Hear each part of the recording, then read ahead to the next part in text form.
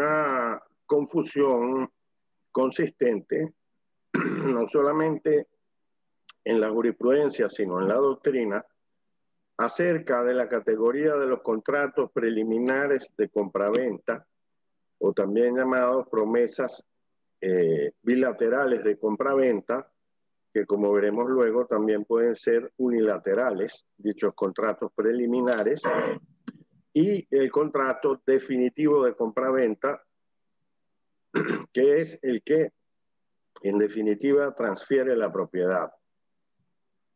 A ese la doctrina se refiere como el contrato definitivo.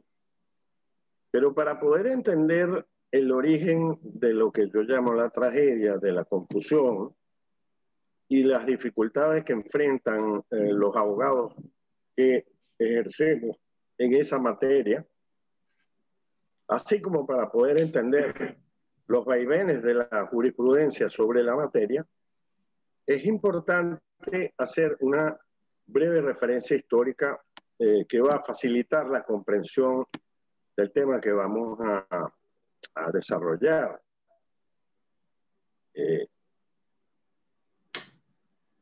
Cuando el Código Civil francés de 1804, también llamado Código Napoleón, fue aprobado, la economía tenía unas características evidentemente muy distintas a las modernas y también muy distintas a las del principio del siglo pasado. Como es sabido, nuestro Código Civil de 1873 proviene a su vez del Código Civil italiano de 1865, que calcó, mejorándolo, el Código Civil francés. En la mente de quienes escribieron el Código Civil en 1804, el francés, resulta claro que el contrato era una cosa sencilla. El proceso de formación del contrato era una cosa sencilla. Se pensaba en el cruce instantáneo de la oferta y de la aceptación para que el contrato se formara. De ninguna manera se pensó en lo que luego ocurriría a raíz de la revolución industrial y de la sofisticación del tráfico moderno, que es el fenómeno de los tratos preliminares, las negociaciones preliminares, las minutas de intención, los acuerdos de caballero, los contratos preliminares propiamente hablando, los contratos de opción, los contratos normativos. Nada de eso, por las razones que ya he dicho, aparece regulado en el Código Civil francés de 1804, ni en el italiano del 65, ni en el nuestro de 1873, ni en el nuestro de 1942, porque cabe destacar que en materia de obligaciones y contratos, la última reforma importante que se produjo en la materia fue en 1942. Apenas en 1942 se logró resolver una cuestión que torturó a la doctrina francesa hasta la reciente reforma de 2006 en Francia en tema de ofertas. Como ustedes saben, el contrato para su formación requiere del cruce entre oferta y aceptación. Se integra así el consentimiento de las partes.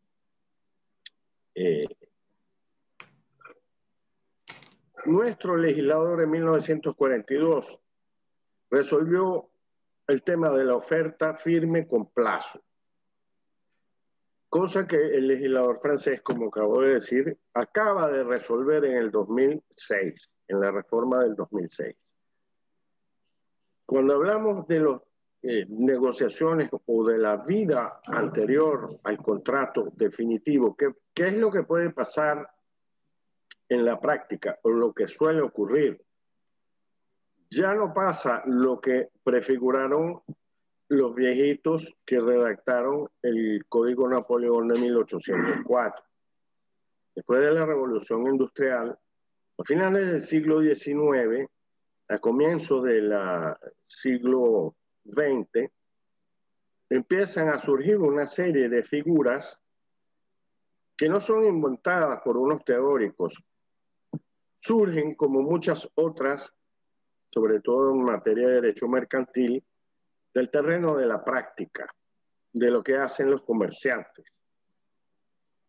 Se empieza a plantear el problema de qué ocurre en el caso de que unas partes se encuentren tratando o negociando un contrato sin haber suscrito absolutamente documento alguno. En ese caso estamos en el terreno de lo que la doctrina moderna hoy concibe como el terreno de los tratos preliminares, negociaciones preliminares o tratativas, para utilizar una expresión que en Iberoamérica es argentina, pero en Italia se llama tratativa. En esa fase, si las partes que aún no están vinculadas por documento alguno o contrato alguno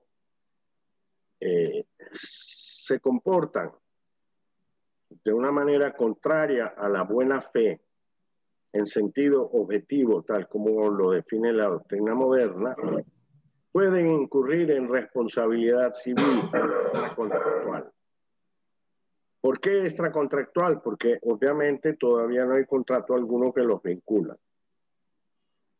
Si seguimos avanzando en la dinámica de la formación del contrato, la formación progresiva en el sentido moderno, nos encontramos con algunos animales raros al principio, pero que ahora son muy comunes en la práctica, sobre todo del derecho anglosajón o del common law, que son los llamados acuerdos de caballeros, pactos de caballeros, cartas de intención.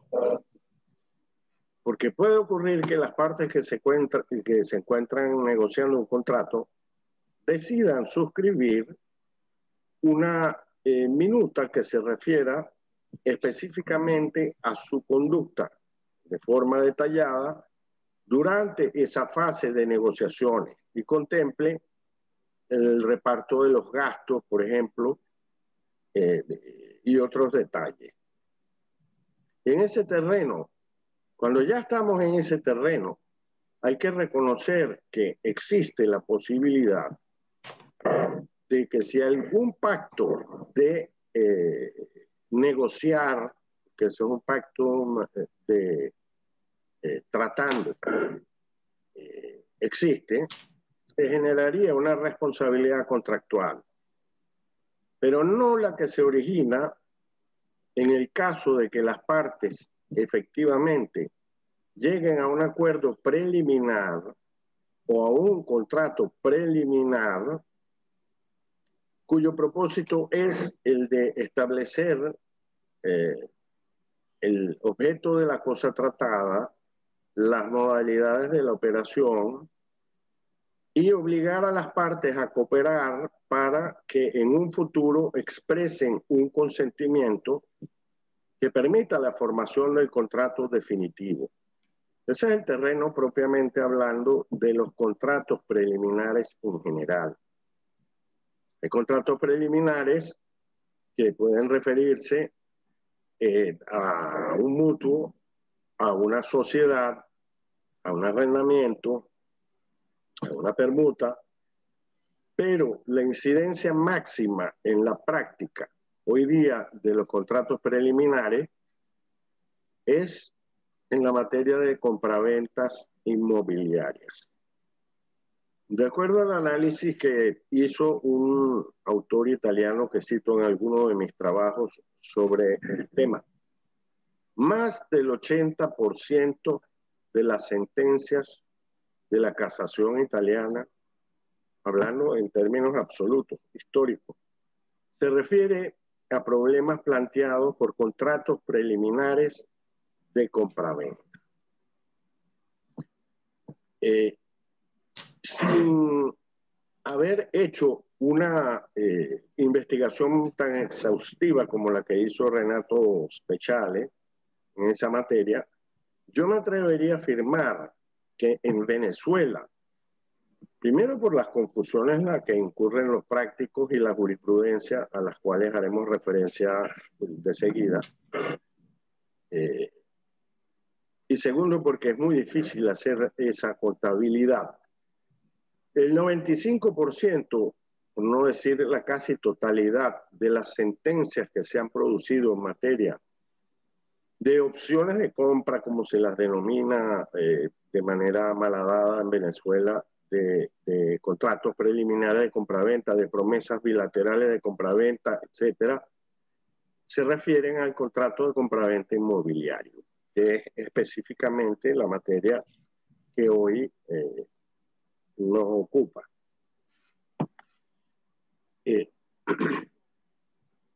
Se suelen utilizar las expresiones tanto por parte de los abogados como por parte de la gran mayoría de la jurisprudencia de instancia de opción de compraventa como sinónimo de contrato preliminar de compraventa o promesa bilateral de compraventa propiamente hablando. Y eso es un grave error. Y veremos por qué.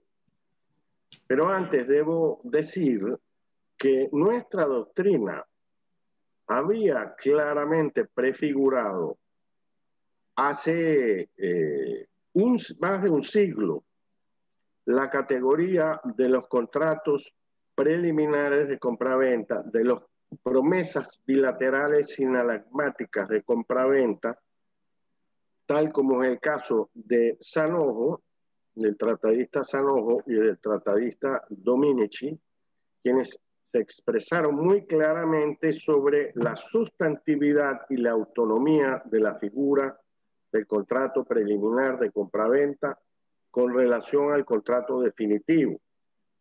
En cuanto que el primero, el contrato preliminar, es un contrato que obliga a las partes a suscribir un contrato a futuro.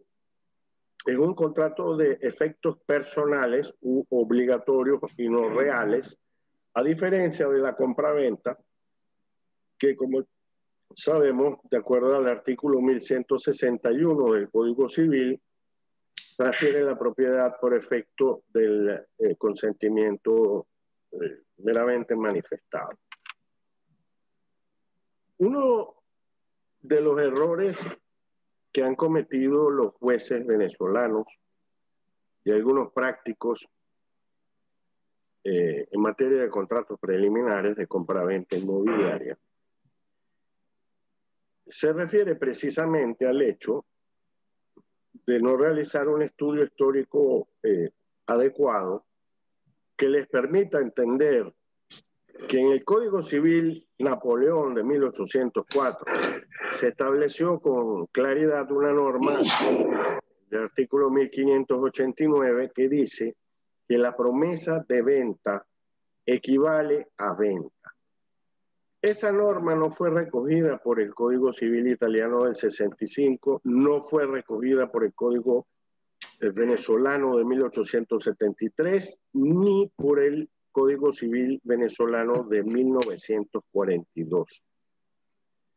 De modo que lo que uno pueda conseguir en una que otra sentencia que equipare simple y sencillamente el contrato preliminar de compraventa al contrato definitivo, o que diga apodícticamente que el contrato de compraventa, el contrato preliminar, equivale al contrato de compraventa,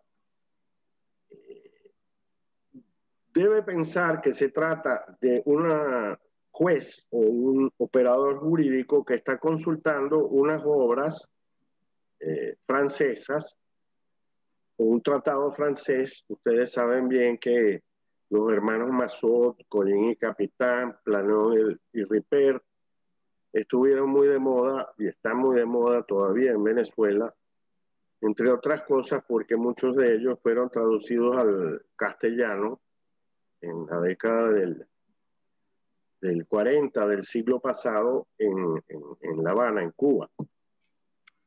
Entonces es obvio que si yo soy un juez y tengo un apuro en resolver un caso y agarro un gran tratadista, como lo es, como lo son los hermanos Massot o Laleore y Ripper, y leo y veo, bueno, la promesa de venta equivale a venta. Eso es lo que se me ocurre decir y lo que voy a decir en la sentencia. Pero resulta que esa norma nunca ha existido en Venezuela, por un lado. Por otro lado, desde la época de Sanojo y Dominici se establece claramente la diferencia entre el contrato preliminar, que es la denominación moderna.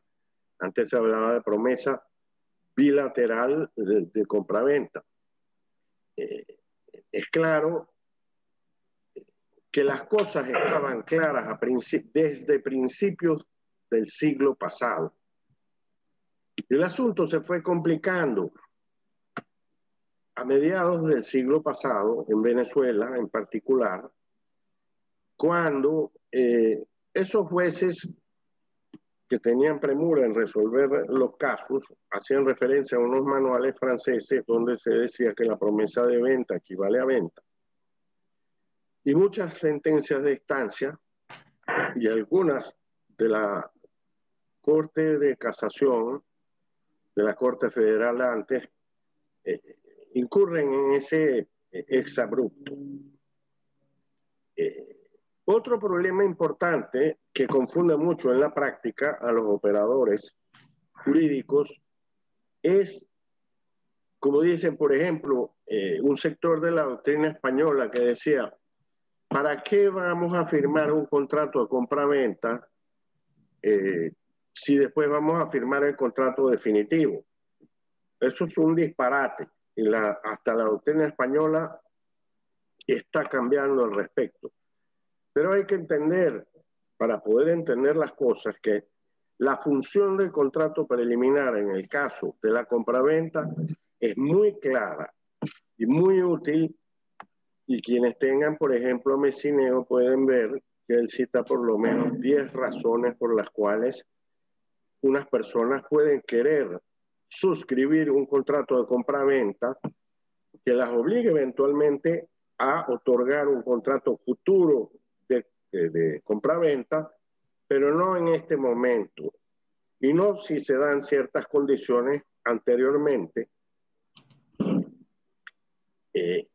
La utilidad práctica del contrato preliminar es lo que justifica casualmente la búsqueda de soluciones de problemas como ¿qué pasa si yo firmo un contrato preliminar de compra-venta propiamente dicho?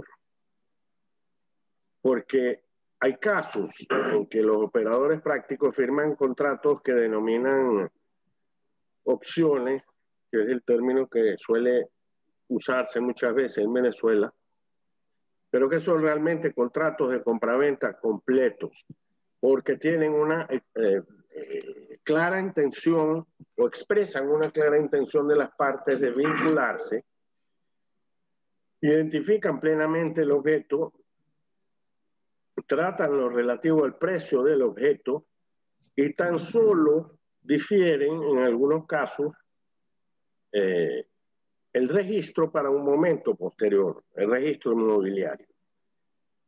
Esos contratos son contratos de compra-venta propiamente hablando, no son los contratos preliminares de los que estamos hablando. Y por eso es muy importante que los jueces, como veremos luego, analicen y califiquen adecuadamente cada tipo de contrato o de promesa de contrato que se les presente en un juicio determinado. Para resolver el problema de si es inútil celebrar un contrato preliminar o no, ¿qué hago con un contrato que obliga a manifestar un consentimiento futuro para perfeccionar una compraventa si la otra parte se niega a ello? Los italianos que se plantearon ese problema y que distinguieron con claridad la mayoría de las cosas que nosotros empezamos a entender en la primera década de este siglo, en la reforma de ellos del Código Civil del 42, expresamente adoptaron una norma, que es el artículo 2932 del Código Civil, que se refiere a la ejecución forzosa en especie de la obligación que dimana de un contrato preliminar. Vale decir, ¿a qué obliga el contrato preliminar de compraventa?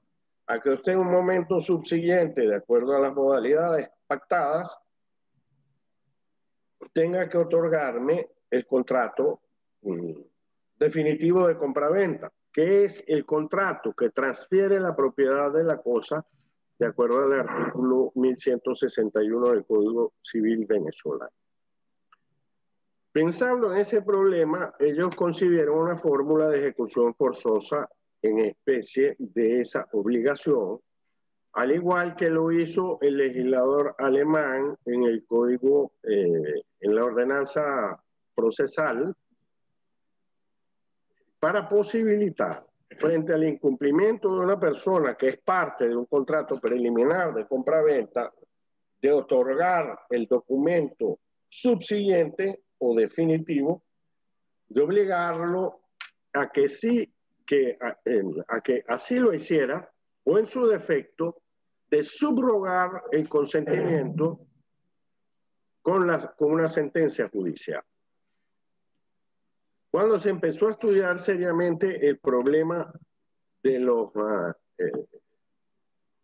contratos preliminares, el doctor Melich en 1970 hizo una observación o una monografía que escribió sobre la ejecución de las obligaciones de hacer y no hacer, en donde expresamente se refirió a estas dos normas que les acabo de mencionar, la alemana y la italiana, y dijo que era necesario introducir en nuestro ordenamiento una norma que permitiera la ejecución forzosa en especie de la obligación que dimana de un contrato preliminar, que es la de suscribir el contrato definitivo.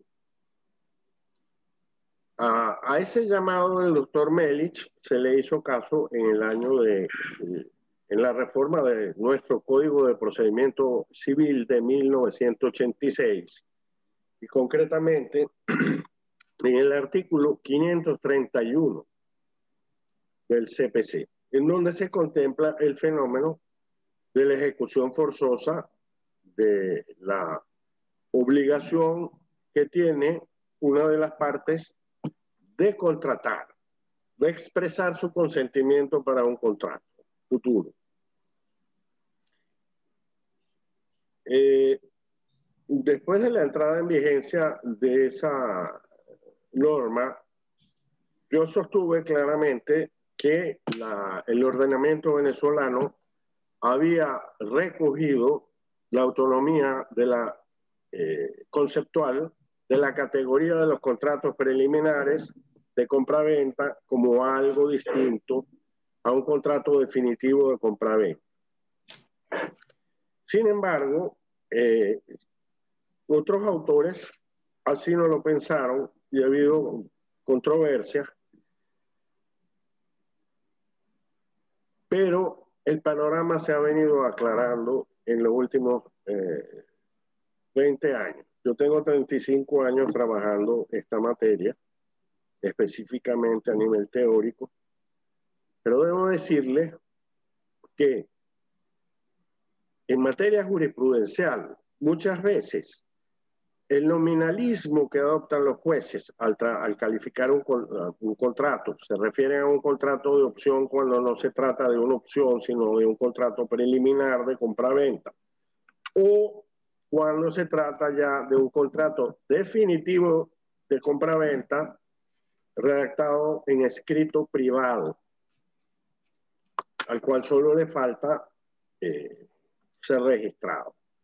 Existe una entremezcla de conceptos que no ha permitido construir de manera uniforme una jurisprudencia que interprete claramente la diferencia entre un contrato de opción propiamente hablando, que no es más que lo que los franceses llaman promesa unilateral de compra o de venta.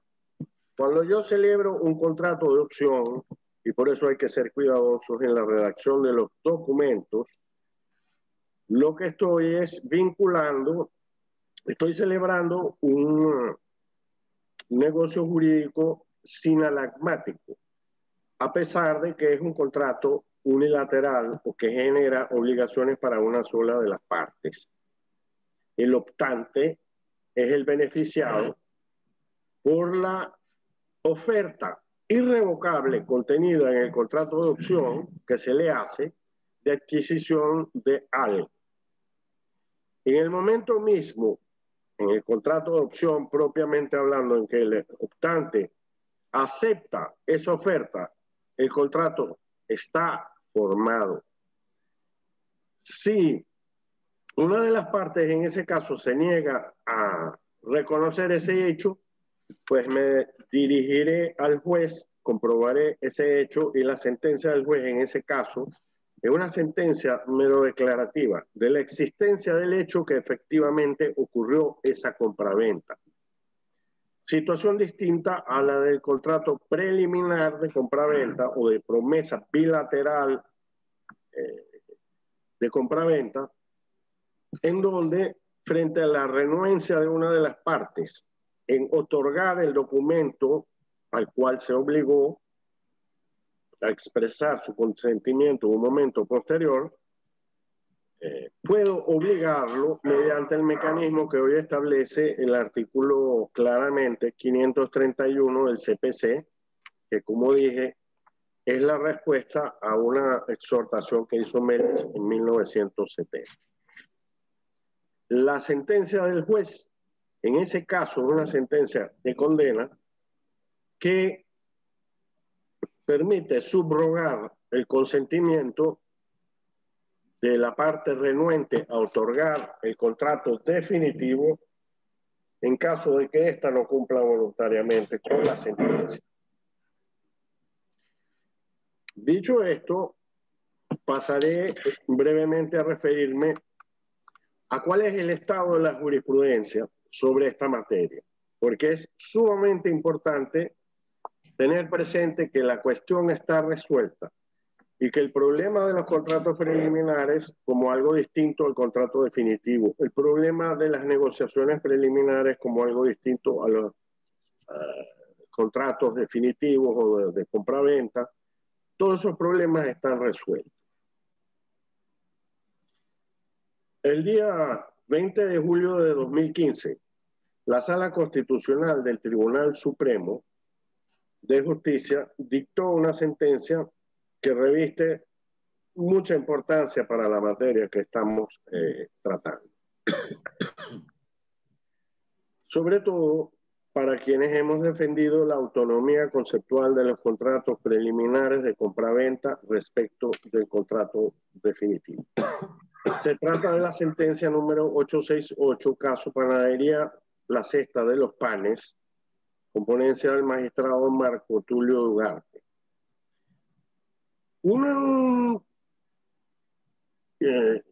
criterio antecedente, debo decir, de la misma Sala Constitucional está sentado en una sentencia de la propia Sala Constitucional, valga la redundancia, que es la 1653, de fecha 20 de noviembre de 2013, con ponencia de Luisa Estela Morales Lamuy, caso Otilio Peñalosa. Esta sentencia, la 868, acaba, en mi concepto, definitivamente con la discusión acerca de la autonomía sustantiva de los contratos preliminares en Venezuela. Y le enmienda la plana a la jurisprudencia que solía confundir de manera inexplicable la promesa bilateral de venta o contrato preliminar de venta propiamente dicho, con un contrato definitivo de compraventa. Elimina, además, la confusión generada acerca de diversos contratos denominados impropiamente en la práctica negocial como opciones de venta o compromisos de opción de venta. En verdad, esta confusión se empezó a despejar en la decisión de la Sala de Casación Civil número 217 del 30 de abril del 2002, caso Domingo Valladares, componencia del magistrado Franklin Arrieche, en la cual se estableció claramente la diferencia entre contrato preliminar y contrato definitivo de compraventa, criterio que fue ratificado por numerosas decisiones de la Sala de Casación Civil dictadas posteriormente, como son una del 18 de diciembre del 2006, componencia del magistrado Oberto Vélez, otra del 9 de julio del 2009, componencia de Luis Ortiz Hernández, otra del 27 de octubre del 2010, componencia de Iris Armenia Peña, otra del 12 de mayo del 2011, componencia de Antonio Ramírez Jiménez. Pero esta correcta tendencia jurisprudencial pretendió ser trastocada o invertida por una sentencia aislada de la Sala de Casación Civil, la número 116 de fecha 22 de marzo del 2013, componencia de la magistrada Iraima Zapata Lara, la cual se limita a citar indebidamente como precedente un solo fallo de la Sala de Casación Civil de fecha 12 de abril del 2005, cuyo ponente fue precisamente Antonio Ramírez Jiménez, quien ha expresado en diversas sentencias su criterio claro al respecto. Criterio que no da como precedente para lo que quiere hacerse en esta sentencia del 2013, que es volver al principio de que la promesa de venta equivale a venta. Es por eso que se dicta esta decisión que venimos comentando, la 878 de la Sala Constitucional, la cual en un acápite denominado obiter dictum zanja definitivamente la cuestión en forma general. ¿Por qué? Porque este fallo define al contrato preliminar o a las promesas bilaterales o sinalagmáticas como aquel que tiene por objeto establecer la obligación para las partes de cooperar para la celebración de un contrato futuro, generando la obligación posterior de prestar el consentimiento. Vale decir que se produzca el efecto traslativo de la propiedad. Con ello descarta totalmente la equiparación que recientemente pretendió hacer esa sentencia de la Sala de Casación Civil en el 2013. Recuerda a la Sala Constitucional que no existe en nuestro Código Civil la norma contenida en el artículo 1589 del Código Napoleón de 1804. Regula la aplicación del artículo 531 del Código de Procedimiento Civil relativo a la ejecución forzosa en especie de la obligación de estipular un contrato y se explica la naturaleza y funcionamiento de este mecanismo. Diferencia claramente los tratos preliminares o tratativas de los contratos preliminares y de otros contratos preparatorios. También en esta sentencia se explican claramente la diferencia entre los contratos preliminares y la oferta firme con plazo, que como les dije fue introducida en 1942 en nuestro ordenamiento jurídico. Las diferencias con el pacto de prelación, con la venta obligatoria y con los contratos normativos. Finalmente, se analiza la figura de las opciones o promesas unilaterales de venta o de compra de manera acabada, explicando su estructura y efectos.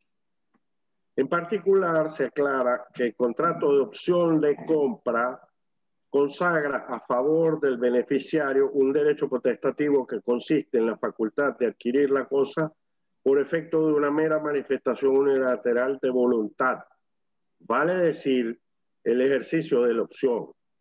En estos casos, se concluye correctamente en la sentencia que el perfeccionamiento del contrato ocurre con el ejercicio de la opción, no siendo necesario que el beneficiario recurra al mecanismo previsto en el artículo 531 del Código de Procedimiento Civil. Esto es porque ante la negativa del promitente de reconocer la existencia del contrato así formado, basta recurrir con una sentencia de efectos declarativos. ¿Por qué? Porque el contrato ya está formado, que la oferta es irrevocable. En esta sentencia, por vez primera, se establece claramente el principio de que aún en la fase precontractual las partes deben comportarse de acuerdo a la buena fe en sentido objetivo. Finalmente, se diferencia, y esto es muy importante, entre la solución de los casos que versan sobre la negativa de escriturar o documentar un negocio jurídico ya perfeccionado, en donde la sentencia que suple el título es declarativa, con los que se refieren a la obligación de concluir un contrato, en donde se aplica la solución del artículo 531 del Código de Procedimiento Civil. Para finalizar, es por todo lo anterior que esta sentencia insta a todos los jueces de la República a revisar en forma individualizada los términos, elementos y características de cada contrato sometido a su conocimiento para determinar su naturaleza, independientemente de la denominación que le hayan dado las partes al mismo. Y con esto, pues, concluyo mi breve síntesis sobre esta materia. Bueno, excelente, profesor. Le agradecemos muy profundamente que usted nos haya explicado el contenido de la sentencia, sobre todo la sentencia, la hemos conversado previamente, de la cesta de los panes, que de verdad es una sentencia que tiene muchísima importancia para los abogados, porque allí está bastante bien recogido, incluso los tiempos que han pasado y las diversas doctrinas que se han fijado judicialmente hablando en torno a eso. Muy claro, creo que estamos bastante complacidos con la exposición. Vamos a escuchar al doctor Gorrín. Usted queda allí, como decimos generalmente, usted queda allí a la disposición o prevenido al bate para cuando vengan las preguntas, que es la última media hora de trabajo que vamos a hacer. Muy agradecido, de verdad satisfecho con la clase que nos ha dado, y vamos a proceder de inmediato a conversar con el profesor Gorrín, o escuchar al profesor Gorrín sobre la temática de la extinción de los contratos o algo que tenga que ver con la finalización del modo como se extinguen los contratos inmobiliarios. Profesor Gorrín, cuando usted quiera, adelante. Bueno, Edgar, antes que nada, quería agradecerte a ti y a Raida Riera por la invitación. Muy especialmente también quisiera agradecer al doctor Ramón Escobar León por haberme recomendado para esta charla y haberme permitido, junto con él y con el doctor Lupini, que son dos personas que han tenido una influencia notable en mi desarrollo profesional, participar en este evento tan interesante. Además, a todos los presentes les quiero agradecer el tiempo que están dedicando a esta presentación, porque, bueno, lo más importante que ellos tienen es el tiempo, y en esta oportunidad me lo están concediendo a mí. Espero poder honrar con una charla bastante precisa el propósito del tema que se me ha encomendado. A mí me han pedido que tenga en cuenta y que exponga las formas de terminación de los contratos preliminares. Entonces, básicamente, yo las voy a dividir en dos. Vamos a clasificar de dos maneras. Las formas de terminación en las cuales no ocurre un incumplimiento de lo estipulado por las partes y las formas de terminación en las cuales hay un incumplimiento de lo estipulado por las partes. Y dentro de esta segunda haremos una referencia a la nulidad.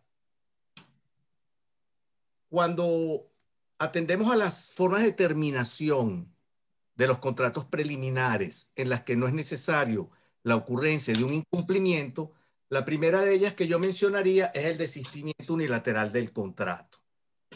El desistimiento unilateral del contrato en Venezuela tiene recepción legal.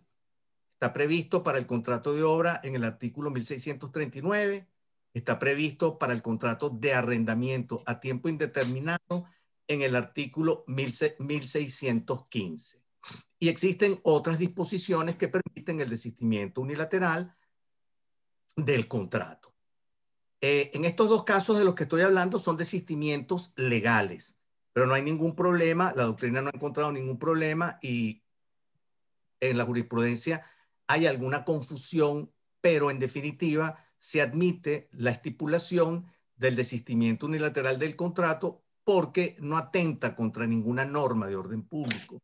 Por lo tanto, no hay ningún obstáculo para que esta figura sea estipulada. Es importante tener claro que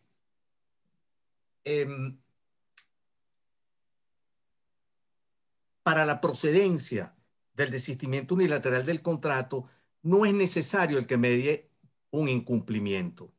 Esto lo diferencia de la acción de resolución de contratos y especialmente de la cláusula resolutoria expresa sobre la cual más adelante vamos a hablar. El ejercicio del desistimiento unilateral del contrato deja firme lo que se ejecutó hasta ese momento porque solamente produce efectos a futuro o ex nunc. Y en materia de los contratos preliminares hay que tener claro la estipulación y la forma en que esta ocurre porque usualmente para ese supuesto se estipula una indemnización. Porque si se permite que el contrato preliminar se extinga antes que su efecto instrumental se produzca, cuál es la celebración del contrato definitivo a que está destinado, probablemente se vea frustrado algún interés y esa frustración puede ser prevista por las partes como una lesión que merece una indemnización y usualmente en esos casos se estipula una penalidad.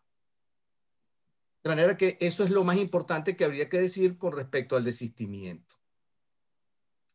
El segundo supuesto de extinción de los contratos preliminares es el cumplimiento del objeto o su agotamiento o consumación. Y aquí es donde vamos a observar que el objeto se entendería mejor si lo vemos como el reglamento contractual que se han dictado las partes y no como la cosa a la que se refiere el contrato. Usualmente, nosotros hemos heredado la costumbre de ver el objeto del contrato principalmente como un bien, pero esto tradicionalmente ha sido un error que se ha estado trabajando desde mediados del siglo XIX y en la actualidad la tendencia es a sustituir el objeto del contrato como una cosa por el contenido del contrato como el reglamento que se dictan las partes, especialmente porque hay contratos donde no hay cosa, sino hay prestaciones de hacer o de no hacer, y entonces la existencia de estas relaciones hace difícil entender cómo existía un objeto en tal supuesto. Entonces, ¿cómo se agota ese reglamento contractual? ¿Cómo se agota ese objeto? Cuando se celebra el contrato al que está dirigida la instrumentalidad del contrato preliminar. Si nosotros dividiéramos la clasificación de los contratos preliminares entre las promesas bilaterales y las opciones propiamente dichas, es decir, habláramos de un contrato en el cual nos obligamos a celebrar en el futuro la venta definitiva, o hablamos de un contrato como es la opción que contiene una promesa firme de venta, si es opción de venta, o de compra, si es opción de de compra, observaríamos que en ambos supuestos estos contratos se extinguen cuando en los contratos preliminares se celebra la venta o cuando en la opción la parte que no había prometido en firme su consentimiento acepta.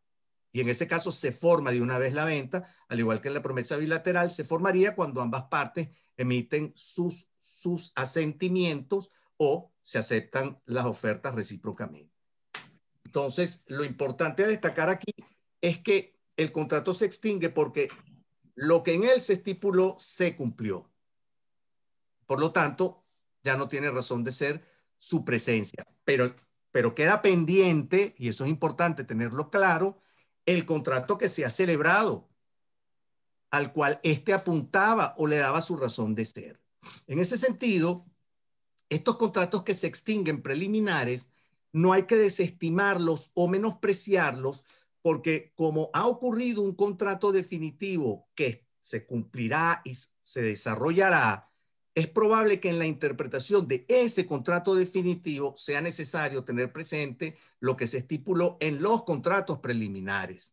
Y esto no lo digo como un invento, sino que esa es la tendencia universal, a que cuando se vayan a interpretar los contratos se tenga presente lo que ha ocurrido antes de su celebración, durante su celebración y mientras lleva a cabo su ejecución, porque estos son actos que pueden representar información trascendental para entender qué fue lo que las partes realmente quisieron estipular.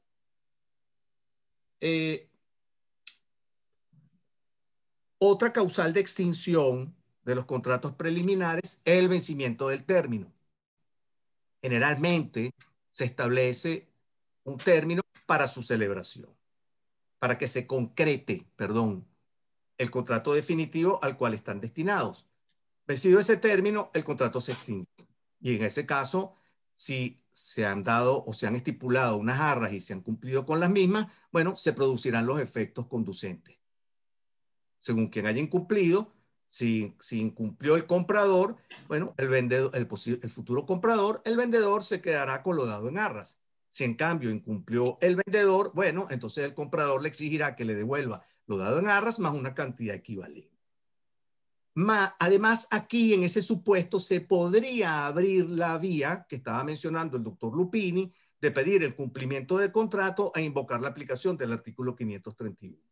Ahí había que tener cuidado porque un sagaz asesor jurídico podría haber estipulado en la promesa bilateral de venta, por ejemplo, que en caso de incumplimiento la responsabilidad quedara circunscrita a lo dado en arras. Si esa estipulación estuviese incorporada en un contrato preliminar, no cabría la aplicación del 531 porque el 531 establece como condición de procedencia siempre que el contrato no lo excluya. Y si nosotros decimos que en caso de incumplimiento solamente quedará circunscrito el asunto a la responsabilidad de las partes, especialmente a lo dado en arras, estaríamos diciendo que estamos excluyendo la posibilidad de aplicar o de invocar el 531. Es un tema delicado, no es común verlo porque evidentemente la otra parte, si se le hiciera una propuesta de ese tipo, diría: no lo voy a aceptar, dame la posibilidad de que si no me cumplas yo pueda demandar el cumplimiento, pero es claro que en el 531 se establece como una condición de procedencia de esa disposición para el caso que se condene a cumplir con el contrato, el que el contrato permita o no excluya esa posibilidad. Por supuesto que el mutuo disenso también sería una causal de extinción de los contratos preliminares. Es decir, nos ponemos de acuerdo para ponerle fin. Esto perdió sentido, ya yo no tengo ningún interés, ahí no hay ningún obstáculo para proceder de esa manera.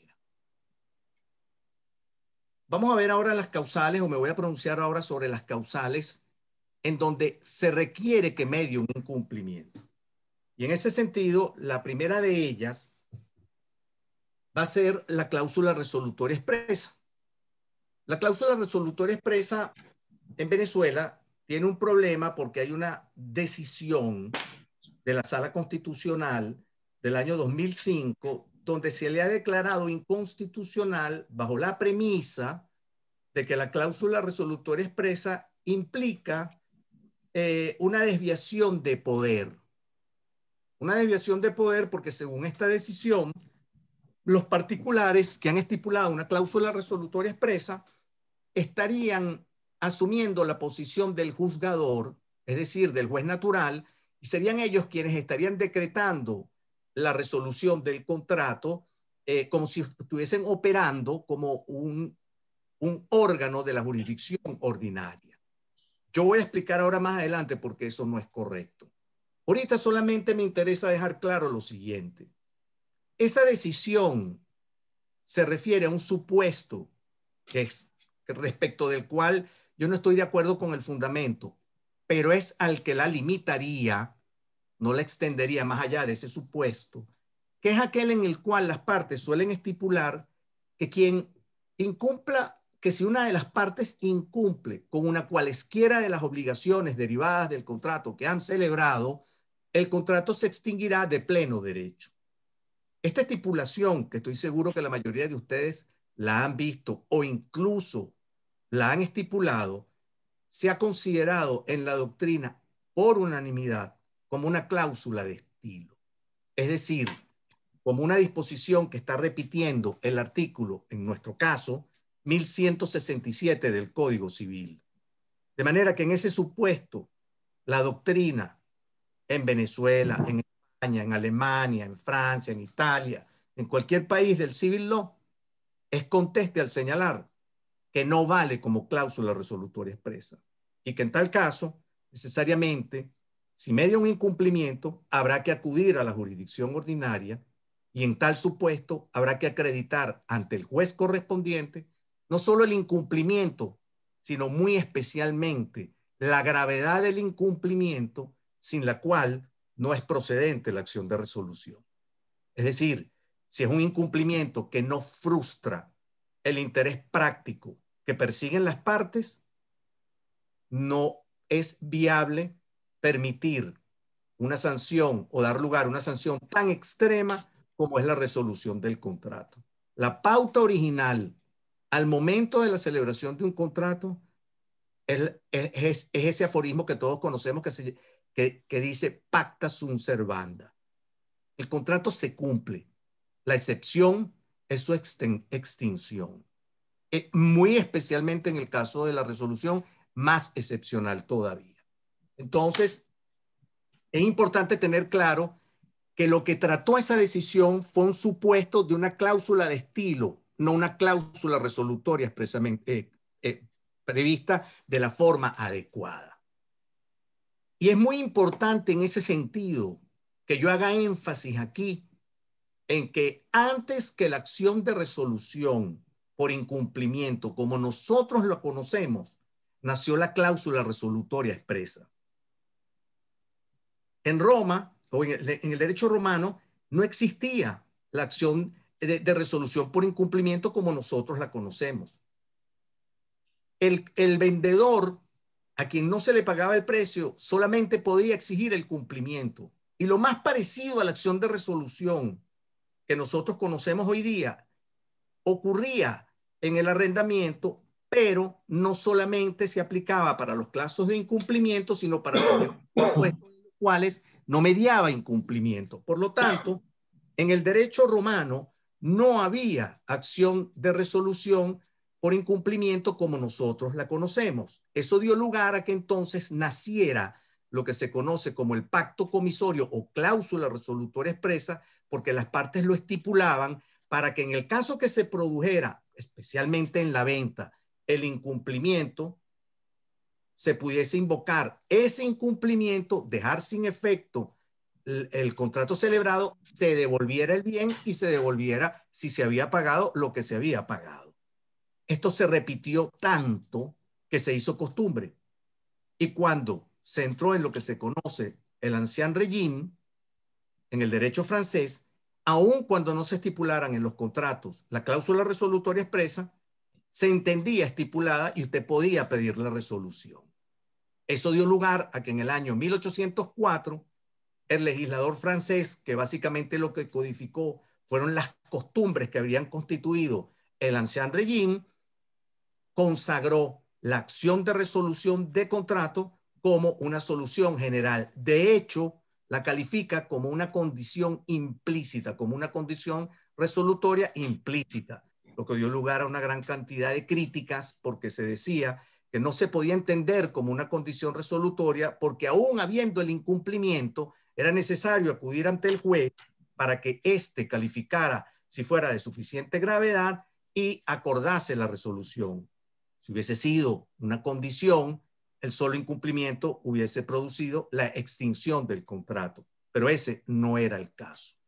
Esto es importante porque con ello lo que yo quiero señalar es que la cláusula resolutoria expresa tiene validez desde hace 20 siglos. Y no solamente desde hace 20 siglos, sino que su generalización cada día se marca más. Ya no solamente se prevé en algunos ordenamientos jurídicos válida para un contrato en particular, sino que también, como ocurre en el derecho italiano, a partir del Código de 1942, como regla general se establece la cláusula resolutoria expresa para cualquier tipo de contrato, ya no solo para la venta. Por lo tanto, siendo esa la tendencia y resolviendo exactamente los mismos problemas en los mismos países, de los cuales no escaparía Venezuela porque nosotros somos parte de esa cultura occidental, copiamos esos códigos y los problemas que se nos presentan son los mismos, no tendría ningún sentido excluir. Por lo tanto, si estoy haciendo un esfuerzo para distinguir entre esa cláusula de estilo a que se refiere esa sentencia y lo que sería la verdadera cláusula resolutoria expresa, es lógico que dé los datos para su válida estipulación. ¿Y cuáles son estos? Bueno, muy sencillo. Lo primero que hay que hacer para tener una cláusula resolutoria expresa es identificar perfectamente aquella obligación y las modalidades bajo las cuales su incumplimiento habilitaría a la parte correspondiente a invocarla válidamente y, por tanto, dar por extinguido el contrato. Por eso es que no tiene ninguna validez decir el incumplimiento de cualesquiera de las obligaciones. Ahí no hay cláusula resolutoria expresa, como reiteradamente he señalado. En cambio, si usted dice la falta de pago de 3 cuotas consecutivas en los tiempos previstos dará lugar a que se invoque la resolución de pleno derecho, en ese supuesto usted tiene una cláusula resolutoria expresa. Y usted podría estipular una cláusula resolutoria expresa que abarcase no una, sino varias obligaciones. Con eso no habría ningún problema, siempre que usted especifique con mucha habilidad qué obligación es y la modalidad bajo la cual el incumplimiento dará lugar a invocarla válidamente.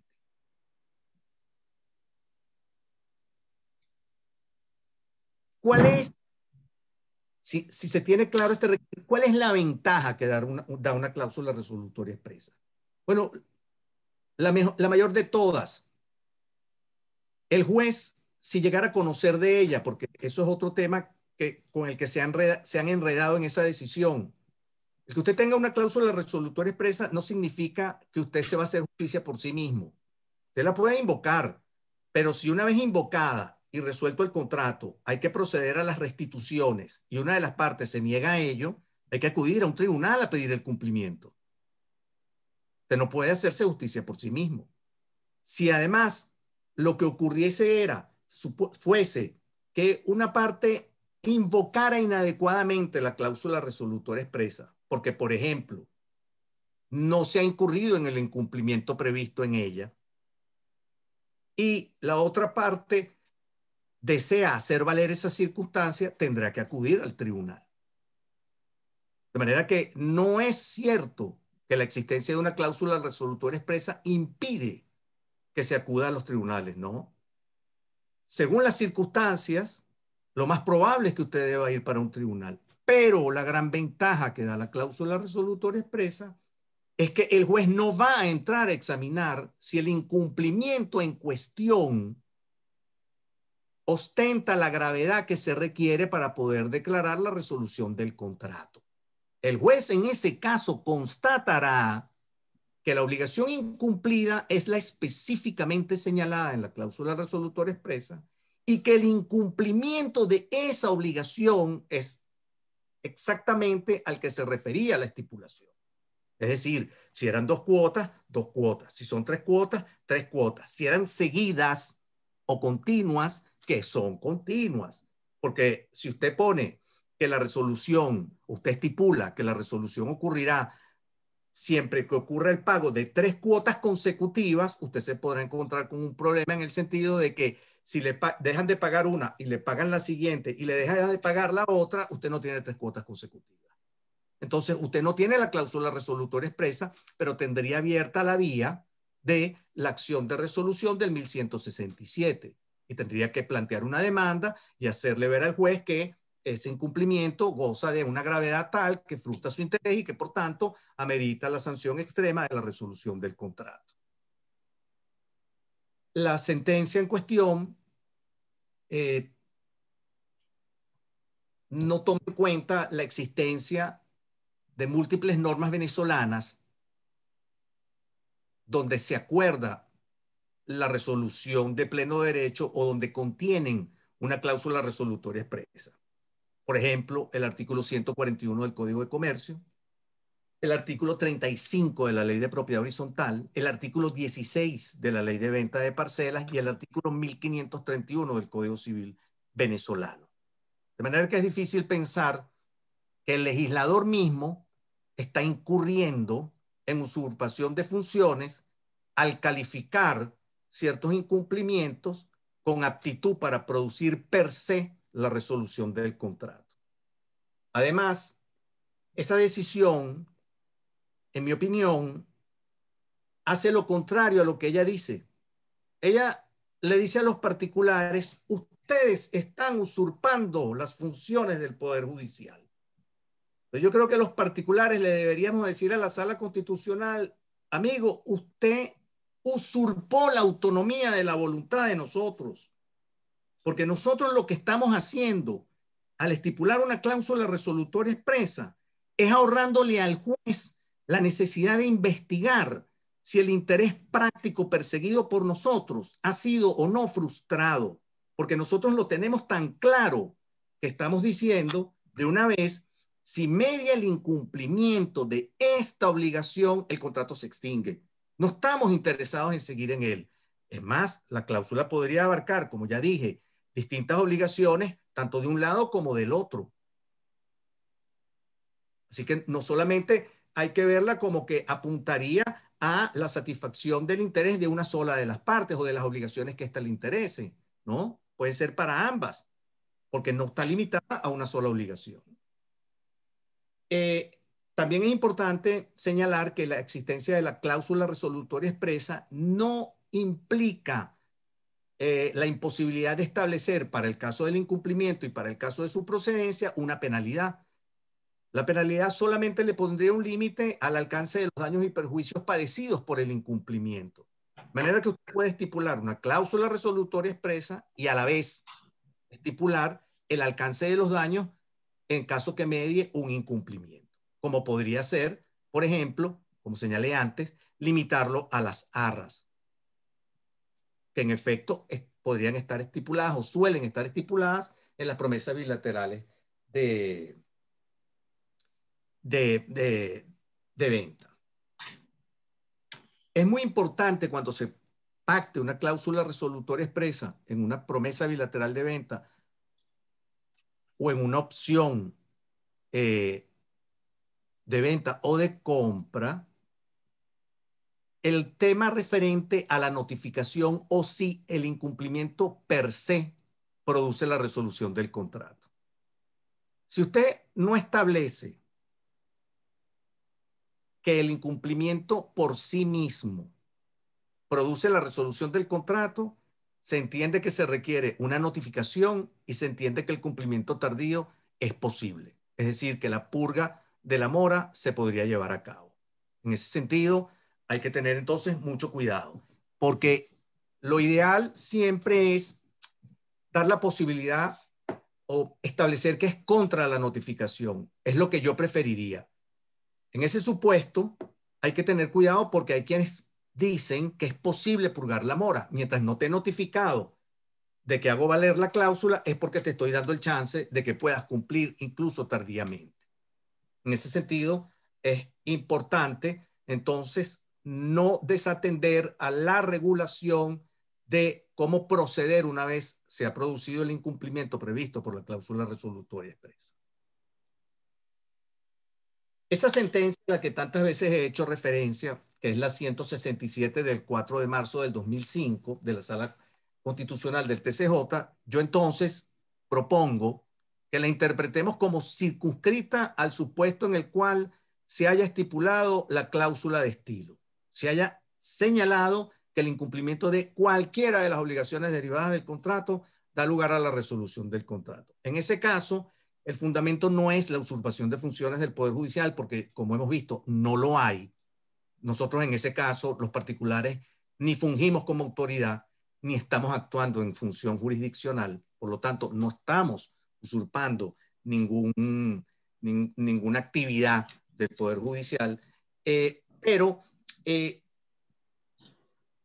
sí es válida en el sentido de que no tiene validez una cláusula bajo la concepción errada de que porque diga que el incumplimiento de cualquier obligación da lugar a la resolución, entonces eso podría ocurrir.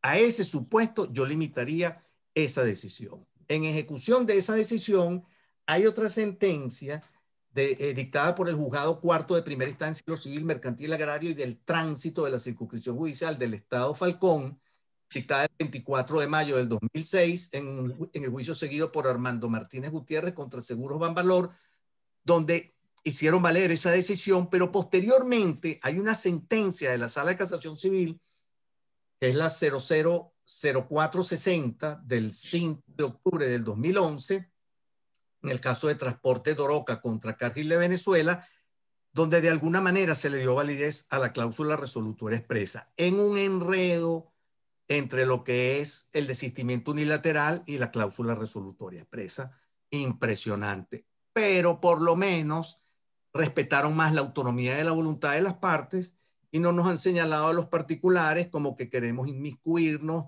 en los poderes que tiene la jurisdicción ordinaria. Entonces, desde este punto de vista, creo que he dicho suficiente a favor de la cláusula resolutoria expresa, que perfectamente puede ser estipulada en las promesas de venta, especialmente en las bilaterales y también en las opciones, sean de venta o sea de compra. La otra causal determinación con base en un incumplimiento, especialmente con cabida o aplicación en las promesas bilaterales de venta, es la acción de resolución prevista en el artículo 1167. Lo más importante en ese caso es que hay que saber acreditar la gravedad del incumplimiento para que de esa forma esté cumplido el supuesto que sería procedente la declaratoria de resolución. La resolución de contrato de derecho común no es algo automático.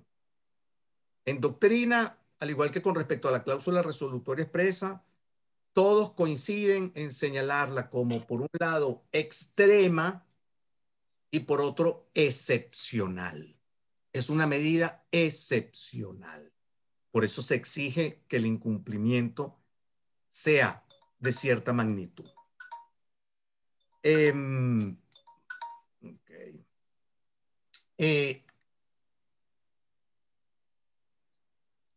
materia de resolución, entonces, la clave va a estar en los contratos preliminares, en el hecho de que a mayor frustración del interés práctico perseguido por las partes, mayor probabilidad de que se decrete la resolución del contrato. A menor frustración de ese interés, se estará más lejos de obtener la resolución del contrato. Si yo me salgo por un momento, si yo me salgo por un momento de los contratos inmobiliarios y me trasladara a lo que ocurre en la venta con reserva de dominio, ustedes van a entender más rápidamente lo que les estoy diciendo. ¿Por qué? Porque en ese caso el legislador establece un mínimo de pagos para que se pueda acordar o pretender la resolución del contrato. Y en el caso inmobiliario, en el artículo 35 de la Ley de Propiedad Horizontal, se exige que si se pacta la resolución, se deben dejar transcurrir 45 días entre la falta de pago de una cuota para que pueda ser procedente en ese supuesto la cláusula resolutoria expresa. En materia de resolución, se tiene que tener claro que para la procedencia de esta no es necesario que lo que se incumpla sea una obligación principal o esencial. Y que por contrapartida, si es una obligación accesoria, entonces no habría resolución. Eso está resuelto ya. En uno de los trabajos que yo he publicado sobre este tema, en el centenario, en el libro Centenario de la Academia, explico perfectamente esta situación, la cual no es así desde mediados del siglo XIX. Por lo tanto, hay quienes atienden más bien a otro tipo de criterios, refiriéndose a obligaciones que son las que llaman o han sido determinantes en el consentimiento, aplicando una teoría que se ha llamado de corte subjetivo. Esta acción de resolución, la de derecho común, no cabe duda que procede en los contratos o en las promesas bilaterales de venta, porque todos sabemos que para la procedencia de la acción resolutoria es requisito sine qua non que se trate de un contrato bilateral. Pero yo aprovecho la oportunidad para señalarles a ustedes que es posible que una promesa unilateral de venta, sin dejar de ser promesa unilateral de venta, sea un contrato bilateral. Porque esto puede ocurrir en el supuesto en el cual quien no se ha comprometido a la celebración de un futuro contrato le paga a quien sí se comprometió para que precisamente ese compromiso se mantenga por un plazo. Porque muchas veces lo que puede ocurrir es que yo le digo a usted, bueno, mira, vamos a celebrar un contrato por el cual tú te comprometes conmigo a celebrar un contrato de venta en 6 meses. Y la persona le responda, bueno, pero ¿y durante esos 6 meses qué hago? ¿No promuevo la venta? Oye, puedo perder otras ventas. Tú todavía ni siquiera me has dicho que vas a celebrar el contrato de venta. Entonces la persona probablemente le diga, bueno, yo te ofrezco a ti un pago porque durante esos 6 meses tú no ofrezcas en venta a nadie ese inmueble hasta tanto yo manifieste mi voluntad de adherirme a ti para que celebremos en el futuro un contrato de venta. Igual puede ocurrir con una opción de venta o con una opción de compra. Yo puedo perfectamente estipular que otorgo o manifiesto mi voluntad para que en 8 meses usted me diga si compra o no compra y usted me paga a mí durante esos 8 meses una cantidad para yo abstenerme de promocionar esa venta. En ese caso, el contrato, sin dejar de ser opción de venta u opción de compra, según el caso, es un contrato bilateral porque ambas partes están recíprocamente obligadas. Una a mantener la oferta de venta o de compra en el caso de la opción, la otra al pago a que sea obligado por el tiempo que se mantiene vigente esa oferta en firme. Finalmente, yo les ofrecí que dentro de este supuesto de la terminación por incumplimiento, íbamos a tocar el caso de la nulidad. ¿De la nulidad? ¿De qué? Bueno, no hace falta hablar de la nulidad de una promesa bilateral de venta o de una opción de venta o de una opción de compra, porque aquí se aplica la doctrina general de los contratos y la mayoría de ustedes no han tenido ni probablemente tengan problemas en esa materia. Pero lo que sí ha generado todo un paquete en la jurisprudencia venezolana y además es la forma más común de infringir el contrato preliminar que se celebra, es cómo ataco el contrato por el cual quien estaba obligado conmigo ha dispuesto de la cosa con un tercero. Es decir, la persona que se comprometió a celebrar el contrato conmigo le vende a otro, porque el otro le ofreció más dinero. o mejores condiciones, pues no necesariamente es más dinero, puede ser te lo pago más rápido. También era crédito, pero te lo pago más rápido. Entonces la pregunta ahí es, ok, ¿puedo yo, como parte a quien me han incumplido el contrato, porque si le vendieron a un tercero, ya no me van a vender a mí, me han frustrado mi interés, efectivamente me han incumplido el contrato y no hay ninguna duda de la gravedad de ese incumplimiento, ¿puedo yo ir y pedir la nulidad de aquel contrato? La respuesta es no. En principio, no. Usted no es parte de aquel contrato y si usted optara por la vía de la acción pauliana, que es la que luce, porque evidentemente esa venta se ha hecho en fraude a sus derechos, usted va a encontrarse con el problema de que usted tiene que demostrar que la persona que incumplió es insolvente y pudiera darse el caso que no lo es. De manera que si no es insolvente, usted tendrá que pelear con él para la indemnización por el cumplimiento de esa promesa bilateral, pero usted al otro no lo puede atacar por la vía de la nulidad. Este problema se lo plantearon los franceses. Y los franceses se encontraron con la misma situación que estoy destacando acá, porque la acción pauliana de ellos tiene el mismo inconveniente. Tienes que demostrar la insolvencia. Entonces, Josserand propuso, y la jurisprudencia francesa en algunas oportunidades lo acogió, que si se demostraba que el tercero al que se le había vendido el bien tenía conocimiento de la promesa bilateral de venta o del contrato preliminar de que se tratase, la nulidad era procedente. Sin embargo, no siempre esta solución fue acogida por los jueces franceses. Pero resulta que la propuesta de Josserand terminó teniendo recepción legal con la modificación del Código Civil francés en el año 2018.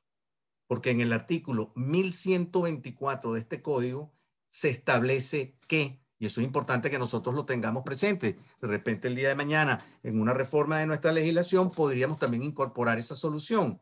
Se establece que si se vende el bien a un tercero y este tenía conocimiento, se prueba que este tenía conocimiento de la promesa bilateral de venta o del contrato preliminar de que se trate, aquel contrato es susceptible de nulidad o queda nulo o se puede anular. Yo creo que con estas consideraciones generales y a esta velocidad en este tema tan complejo, por lo menos he dado una visión más o menos exhaustiva y creo que las preguntas de ustedes ayudarán a que le saquemos más provecho. Muchas gracias por su tiempo. Bueno, súper agradecido, de verdad, hoy ha sido una excelente, extraordinaria conferencia sobre un tema que desde el principio lo dijimos, tiene una gran, tiene una gran importancia para los abogados, no solamente los estudiosos de la cátedra, de la doctrina, sino también a los abogados en ejercicio. Doctor Gorrín, sumamente agradecido. Le diré o le diré a ambos ponentes que hemos roto récord. Creo que no es posible romper, no podemos ir más allá, que es que hemos tenido 100 personas en el foro. Y esas 100 personas son más. Lo que pasa es que algunos no pudieron entrar. Les estamos garantizando que nosotros tenemos la grabación y que va a ser quien nos las pida, pues se las vamos a entregar porque simplemente excedimos el número de puestos que tenemos para esta conferencia. Les comento que en esta oportunidad nos han acompañado algunas personalidades que queremos nombrarlas para agradecerles la presencia, como es el caso del doctor Escobar León, quien es coautor, copartícipe, coorganizador y todo lo que ustedes quieran poner allí de esta actividad, porque la primera persona que se nos ocurrió a nosotros cuando decidimos asumir este tema, hace ya cuestión de unas 3 semanas atrás, fue preguntarle a Escobar León: profesor, consíganos una persona que nos ayude con este tema, que es un tema de una gran importancia para los abogados. Le dimos nuestra explicación de por qué, y él nos hizo una recomendación no de uno, sino de 2, y fue tan vehemente como es en la vida de él, que me dijo, no, son los 2. Entonces, ok, está bien, son los 2. Bueno, excelente resultado. Gracias, profesor Escobar León, y gracias por acompañarnos hoy. También nos ha acompañado desde Yaracuy la doctora Yarisol Figueroa, Luis Melo, un gran compañero también de esto, la profesora Irma Lovera desde Barcelona, España, León Cotín, el doctor Roversi desde Colombia. El doctor Roversi ha pedido un derecho de palabra. El doctor Roversi es profesor de obligaciones, jubilado en la Universidad de Carabobo y un estudioso que nos ha acompañado muchas veces en estos foros. Nos acompaña Rafael Padrón desde Puerto Cabello, Marisela Febre desde Barina, Alejandro Vieira desde aquí mismo Valencia, Ligia Benítez, la colega Marianela Mora, quien es mi compañera de promoción y buena amiga, y los doctores, dos grandes amigos de la casa, como son Gustavo Hernández Salazar y Jorge Isaac González Carvajal. Gracias a ellos por la compañía, de verdad que ha sido excelente. Vamos a cederle la palabra al doctor Rafael Roversi y después entramos a las preguntas. Doctor Roversi, estilo CEPO, 5 minutos. Estilo Telegrama. Rafael, sí, listo. Buenas tardes a todos. Sí, me están oyendo, ¿no? Sí. Sí. Quiero hacer 3 señalamientos y después ponerle un valor agregado a lo que han expresado, ¿no? Lo primero es felicitarte, Edgar, por lo que tuviste la sala llena hoy. Me parece maravilloso eso. En segundo lugar, una segunda felicitación porque han abordado temas de derecho sustantivo. Nosotros desde hace algún tiempo estamos sumergidos en un océano de derecho procesal y hemos descuidado un poco el derecho sustantivo. Yo creo que tenemos que tener eso presente y insistir en el derecho sustantivo con la misma fuerza que estamos insistiendo en el derecho procesal. Y lo tercero que quiero decir, antes de señalar lo otro, es que para mí ha sido enormemente satisfactorio oír las 2 exposiciones excelentes de hoy y ver que coinciden con lo que en 31 años que tuve yo de docencia en teoría general de las obligaciones, enseñó la cátedra de obligaciones en la Universidad de Carabobo. Recuerdo que uno de los profesores que nosotros tuvimos, el profesor Juan Ramón González Vaquero, me dijo en una oportunidad, uno en las coincidencias sabe si tiene o no tiene la razón. Entonces, cuando una cátedra viene enseñando durante mucho tiempo cosas como las que oye hoy, y luego la oye de otros que no son los de la cátedra, como los 2 que he oído hoy, y ve esa coincidencia, repito lo de Juan Ramón González Vaquero, uno en las coincidencias sabe que tiene la razón.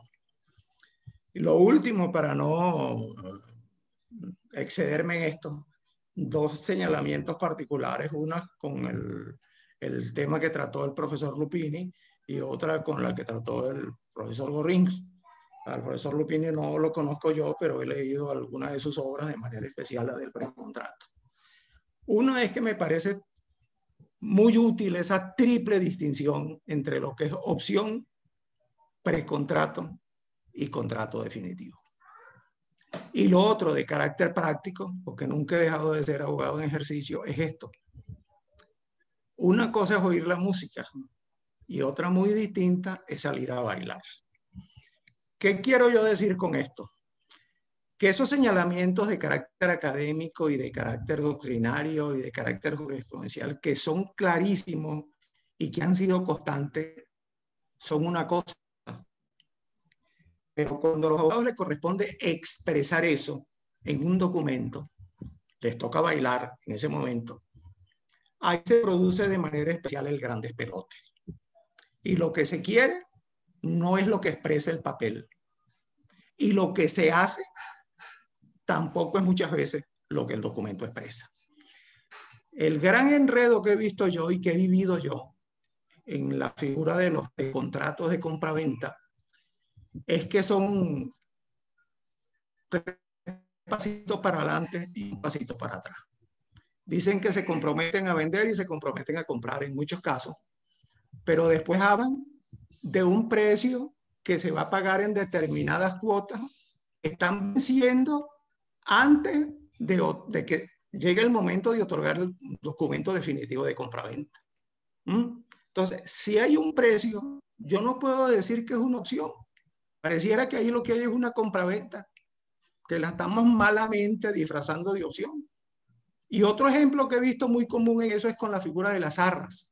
Las arras no son precios, pero cuando se va a hacer referencia al pago del precio, en el documento preparatorio de la compraventa, muchas veces se indica que lo entregado en arras es el precio de compraventa, introduciendo así un elemento de confusión, o por lo menos de decir, bueno, ¿qué fue?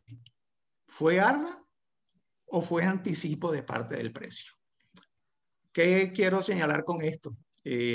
Recurro yo a un ejemplo que muchas veces ponía cuando íbamos a ver la simulación de los contratos. Si a mí me invitan a una fiesta de disfraces y yo voy disfrazado de perro, cuando entre a la fiesta no puedo decir kikiriki, tengo que ladrar. Entonces, si voy elaborando como abogado un documento preparatorio de una venta futura, tengo que comportarme como quien no ha vendido y tengo que comportarme como quien aún no ha comprado. Voy a vender después y voy a comprar después. Entonces no puedo estar introduciéndole al pacto elementos que confunden eso que se desea en el contrato. Con respecto a lo que señaló el profesor Gorrín, bueno, está clarito lo de la cláusula resolutoria expresa de pleno derecho. Me satisface decir que así la hemos enseñado. Y la enorme utilidad que tiene esa cláusula, es que esa cláusula califica el incumplimiento para evitar una posible ligereza del juez en la calificación del incumplimiento. Porque la doctrina está muy clara en decir que quien valora la gravedad del incumplimiento es el juez. Por eso es que la resolución es judicial. Yo recién graduado fui durante mucho tiempo abogado de empresas vendedoras de vehículos, concesionarias, y los vendían con reserva de dominio.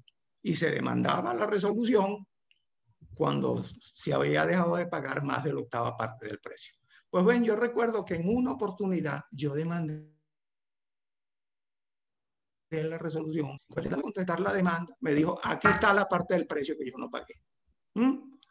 Efectivamente confesó que no había pagado, pero estaba haciendo el cumplimiento que provocaba la acción resolutoria.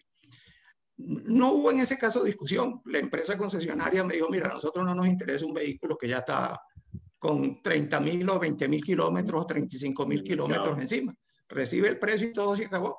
Pero aún en esos casos, pudiera ser que el juez diga, ya la obligación está satisfecha y no hay entrada a la resolución. En atención al principio de la conservación de los actos, ¿ustedes qué querían? ¿Un contrato de compraventa y que el precio se pagara? Ya se pagó y punto final. Y el punto final que trató tenía que ver con la nulidad, cuando quien comprometía un bien con una venta lo ofrecía y se lo vendía efectivamente a otro. Lo que voy a decir aquí es algo que yo simplemente he pensado. Lo que quiero señalar con esto es que no lo he explorado, no lo he estudiado suficientemente. ¿Qué tal si en un documento preparatorio de una venta futura de un inmueble, ese documento se protocoliza y se pide en el mismo documento al registrador que en razón de esa protocolización coloque una nota marginal en el inmueble que va a ser objeto de la futura venta? De esa manera, si otro lo comprara, no puede alegar luego de que él desconocía ese pacto porque está colocado en una nota marginal. No lo he estudiado, lo confieso, no sé si sea posible, pero me parecería a mí, de manera especial en los inmuebles, una buena solución para evitar eso. Bueno, Edgar, eso era todo. Muchas gracias y les doy nuevamente las gracias a los dos expositores de habernos escuchado hoy. Gracias a usted, doctor Roberto. Gracias por la compañía. Pasamos a las preguntas, entonces. Vamos en función del tiempo a apresurarnos un tanto. Ok, yo voy a hacerlas por el... Ajá. Raida nos va a leer las preguntas y las vamos a ir respondiendo en orden. No estoy oyendo. No, yo no te escucho.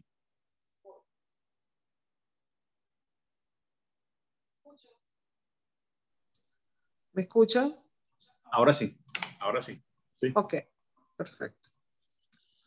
Alida Contreras pregunta, ¿puede una de las partes exigir el cumplimiento de un contrato preliminar que ambas incumplieron y cuyo término ya venció? Ya le doy la palabra a los doctores. Creo que lo tienen los micrófonos apagados.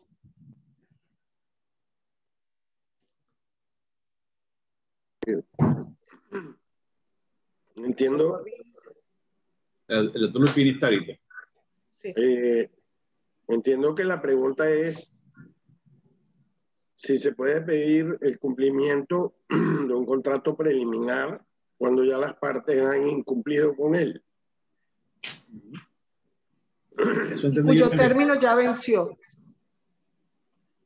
¿Pero el término cuál? ¿El término para otorgar el definitivo o el término del contrato? Preliminar, el preliminar. Vuelvo a leer la pregunta. ¿Puede una de las partes exigir el cumplimiento de un contrato preliminar que ambas incumplieron y cuyo término ya venció?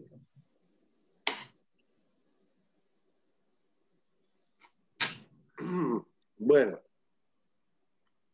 se supone que en la mayoría de los contratos preliminares se suele establecer un lapso para el cumplimiento de la obligación definitiva, que en el caso de las compraventas inmobiliarias obviamente es el otorgamiento del documento de compraventa o el documento definitivo. Ahora, si ambas partes incumplieron, supongamos que el plazo está pendiente, cualquiera de ellas puede excepcionarse ejerciendo la excepción ora de impleti contractus. Si el contrato está vencido, el contrato preliminar, el término que establece propiamente hablando, porque hay contratos preliminares que establecen otro tipo de término, pero entonces habría que dar una clase de técnica jurídica y de redacción muy compleja y se acabarían las discusiones judiciales. Si ese fuese el caso, una vez vencido el término, un contrato preliminar medianamente bien redactado debe decir cuáles son las consecuencias si el término ha vencido. Y esa es la discusión que se planteará. ¿Debo yo pagar la penal que se suele establecer, que se confunde muchas veces con las arras en sentido técnico, o no? ¿O hay compensación de culpas porque hay incumplimiento de ambas partes y entonces hay que conciliar, porque hay que recordar que el Código Civil venezolano da la posibilidad al juez de reducir la penal en determinados casos?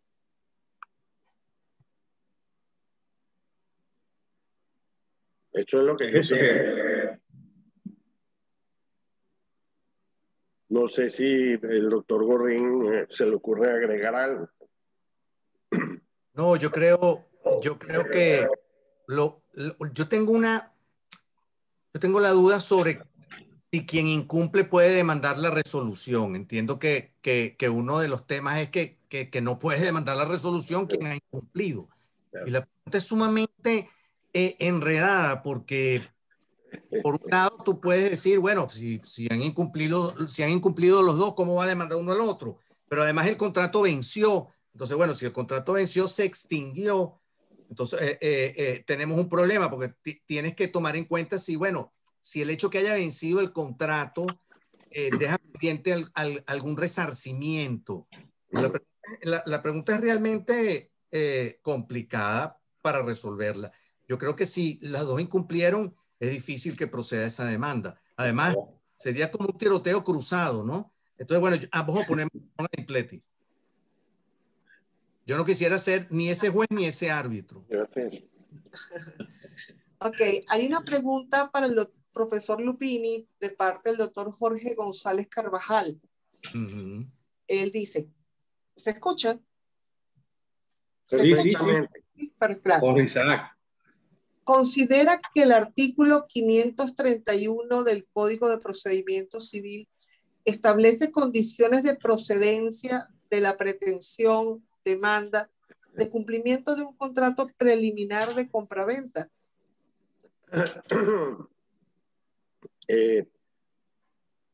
Para contestar esa pregunta, hay que decir de entrada que la solución escogida por el legislador italiano, el artículo 2932 del Código Civil de 1942, efectivamente establece como un presupuesto procesal para la admisión de la demanda que el demandante haya cumplido u ofrezca cumplir conforme a la normativa correspondiente, es decir, una oferta, por ejemplo. Nuestro legislador no solamente se distancia de esa norma por este tema, sino por otro. Pero nuestro legislador no exige como presupuesto procesal de admisión de la demanda que el demandante haya cumplido. Hay casos en que el demandante, por ejemplo, que analizado por la doctrina y la jurisprudencia del derecho comparado, el demandante todavía no debe cumplir porque su obligación tiene un plazo pendiente.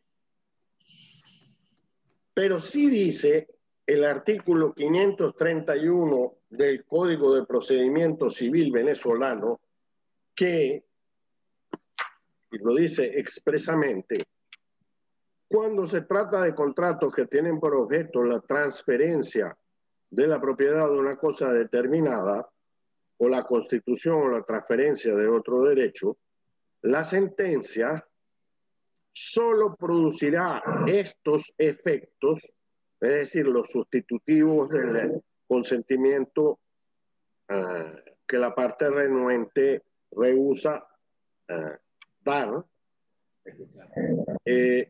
si la parte que ha propuesto la demanda ha cumplido, de lo cual debe existir constancia auténtica en los autos. Esto no es lo mismo que decir lo que dice el legislador italiano, porque en la lectura del 2932 del Código Civil italiano resulta claro que es un presupuesto de admisión de esa demanda, pero no así en el caso del artículo 531 de nuestro Código de Procedimiento Civil. Y es por eso que la sentencia que estaba comentando, la 868 de la Sala Constitucional, expresamente toca ese punto. Y dice, el artículo 531 del CPC establece una sentencia de condena aplicable a los contratos preliminares, ya que atribuye al juez el poder de condenar a la prestación del consentimiento a la parte que haya omitido la declaración prometida, con la consecuencia de que en caso que la parte perdidosa no cumpla voluntariamente la decisión, la declaración se tiene como emitida, siendo una ejecución forzosa en especie, y el juez en su fallo sustituye la voluntad no expresada. Sobre todo porque se contempla, a diferencia del caso italiano, un lapso